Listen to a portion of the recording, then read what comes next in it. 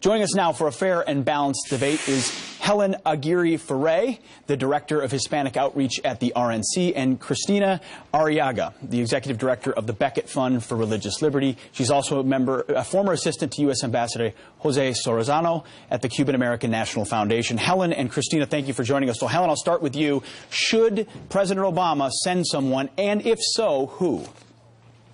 Well, you know, I'll tell you, and thank you for the invitation this morning. I don't think that Fidel Castro is worthy at all of anyone coming officially from the United States to attend his funeral. He has been a murderer, someone who's endorsed firing squads, theft of private property, political prisoners, and has been a military dictator for more than 57 years. So certainly not worthy of the leader of the free world to be going to Cuba. But since we do have diplomatic relations, thanks to the Obama administrations with this government, then I suppose the U.S. ambassador could attend if we really need to have somebody there. But I think it really sends a strong message to say this is a new day and a new age under President-elect Donald Trump, and we are going to be looking to get concessions from the Cuban government on behalf of the people of Cuba who should be sovereign and currently are not. Cristina, Helen says no. Let me read a quick tweet to you as well. Newt Gingrich tweeting this yesterday: under no circumstance should President Obama or VP Biden or Secretary of State Kerry go to Cuba for Castro's funeral. He was a tyrant. Also another tweet from Marco Rubio saying President Obama issued a pathetic statement on the death of a dictator, hashtag Fidel Castro, with no mention of the thousands he killed and imprisoned, hashtag Cuba. Senator Rubio was also on our show yesterday morning and reiterated that he thinks nobody should go. Cristina, should the U.S. send a representative? No, absolutely not. That would be honoring the legacy of a man who has executed, tortured, incarcerated a larger percentage of the population than Stalin did himself.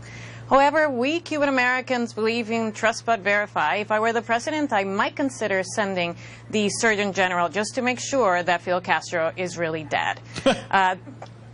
Okay, that's it. Hey, that is trust but verify, living it out, absolutely. Helen, so other than the Surgeon General, let's say we do send somebody, or let's say we don't. If we don't send someone, does it set back the ability to agitate for the political reforms that have not taken place? We've opened up economically normalized relations, but the Cuban regime still maintains complete control. Would it set us back at all? No, not at all. I think to the contrary, it's telling the Cuban regime that, you know, that even though Fidel Castro's death really brings the dawn of a possible new era, there's no question that there is a totalitarian government in place in Cuba today. And so what we're doing is that we're also reinforcing that totalitarian government if we should send a high-level diplomat. So what we really should be doing, and what President-elect Donald Trump has been very clear, that there are three conditions that really need to be met in order for us to be able to provide meaningful change to Cuba. And that one is release of political prisoners. Number two, American fugitives need to be returned to American justice system. And there needs to be political and religious freedoms on the islands. President-elect Trump has been very clear. There's nothing wrong with negotiating, but we didn't get any concessions from the Cuban government. And it's not like we're doing business with the Cuban people. Sure. We're doing business with the Cuban military, who is in charge of and in control of all of the economic mechanisms and of property in Cuba. So we really need to send a message that change has to come. Sure, and Donald Trump tweeted immediately, Fidel Castro is dead, a very different tone. He also said the deal we cut with them under Barack Obama was a bad one. What would you say, Christine, is the first step President-elect Trump should take to push Cuba in the right direction? Look, Fidel Castro is dead, but the Castro regime is not. As his body was being prepared to be cremated, dissidents were getting arrested. Human rights activists were being sent to prison. President-elect Trump has to demand that there are free elections in Cuba for the first time in 55 years. He has to demand that the Castro brothers return to the Cuban people the $800 million that they have stolen.